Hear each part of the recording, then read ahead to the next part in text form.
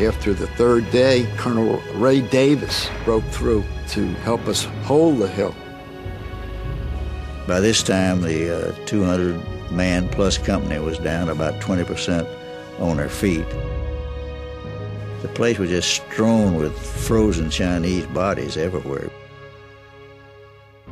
Here are some of the casualties, which among Americans alone have passed the 40,000 mark, with 6,700 dead and 27,000 wounded. Another 6,100 are missing in action. And when they carried me off the hill, the doctor had came into me and said, "I got some good news for you."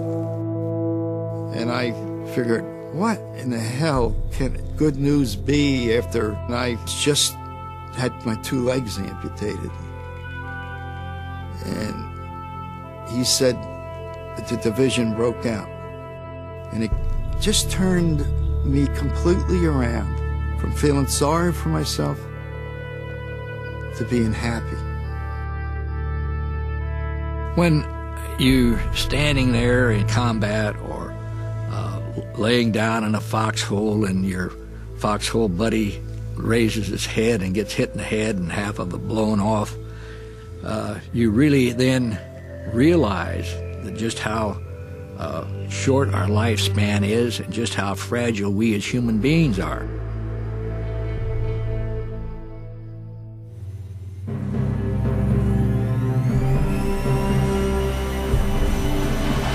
When you look back on it, the jet aircraft came of age in the Korean War.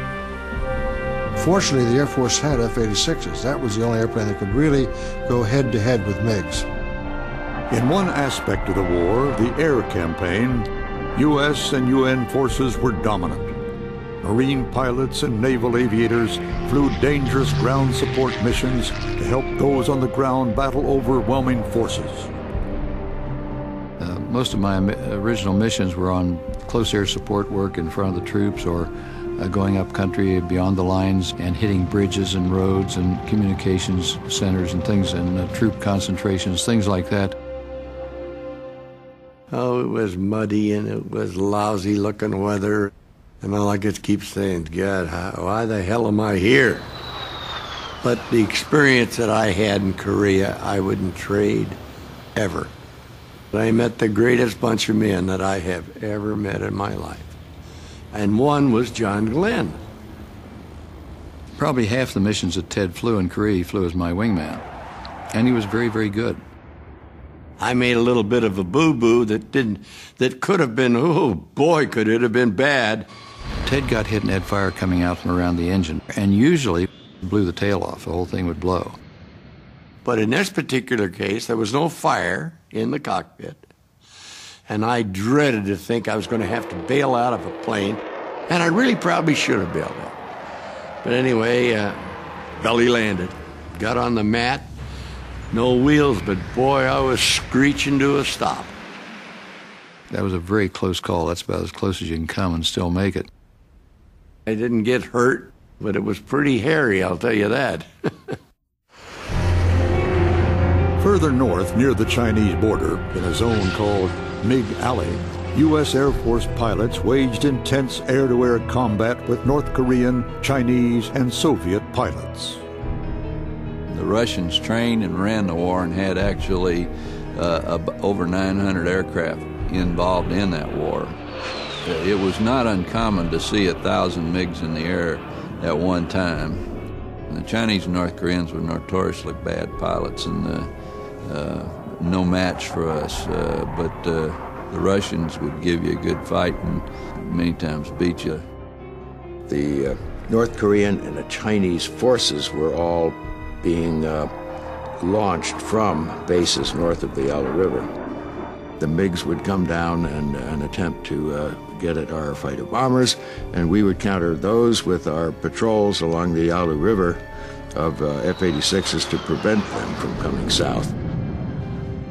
The guns we had deployed on the F-86 there were 50 calibers. It was not sufficiently powerful to shoot an airplane down unless you got really close and hosed the guy. We're about 5,000 feet There was flak going off around, and all of a sudden a high-tailed MiG-15 slid in front of me, and then we started scissoring back and forth, both of us trying to get behind the other. Eventually I was able to get behind him and fire some shots, hoping that pretty soon this engagement would be over. I got enough hits, evidently, so he sort of leveled out and headed toward a ridge of a mountain. I thought he might crash, but then he eased up and then ejected. From a fighter pilot's perspective, your profession is to be involved in combat, and there's a sense of wanting that to be able to continue. It's exciting, it's aggressive, and you feel a little sad that it's over. It's funny, you know, even today, aviators and pilots don't think they're shooting at another guy, they're shooting at another airplane. It's interesting, isn't it?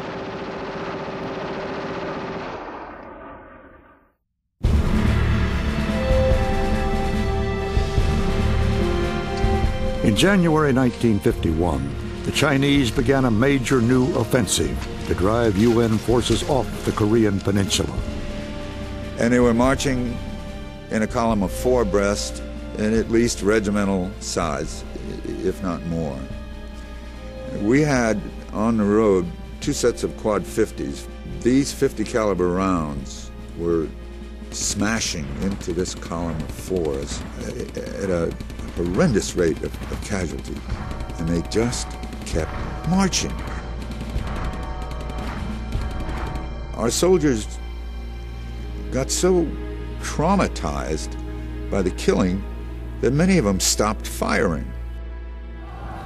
The unexpected entry of 300,000 Red Chinese across the Manchurian border may well precipitate World War III. If aggression is successful in Korea, we can expect it to spread throughout Asia and Europe and to this hemisphere. The president has stated that the use of the atomic bomb is being considered to halt the communist onrush inspired by Russia. I think that it's quite true that the Korean War was a dangerous war in the sense that it might have led to nuclear exchanges.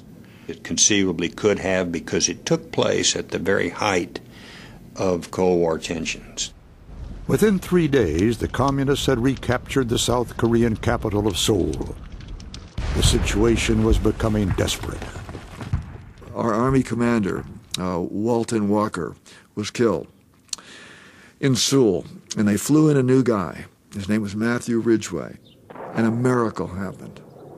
Overnight, the Army went from this defeat attitude to one of, let's go get the Chinamen, let's go north, fix bayonets.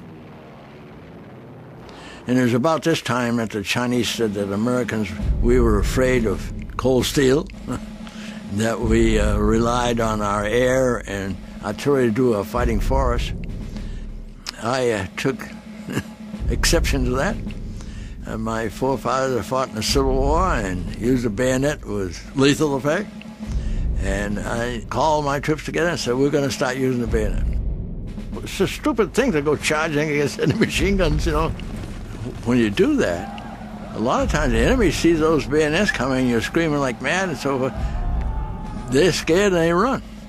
And in the first couple of attacks I made, that's exactly what happened. 2 months later, UN forces had once again liberated Seoul, but fierce fighting continued around the 38th parallel, right where the war had begun. The plan to reunite Korea was abandoned. I think it was in April of 1951, and then the Chinese hit us, and they hit us for about a month straight, and they really had their stuff together. The Chinese hit my platoon first, and all I could see was, in the beginning, was a forest moving towards me. And the forest was Chinamen holding little trees. We started cutting them down and bringing in artillery. We were able to drive off the enemy, but not until that there were stacks of enemy in front of my platoon, 3 to 4 feet high. When we were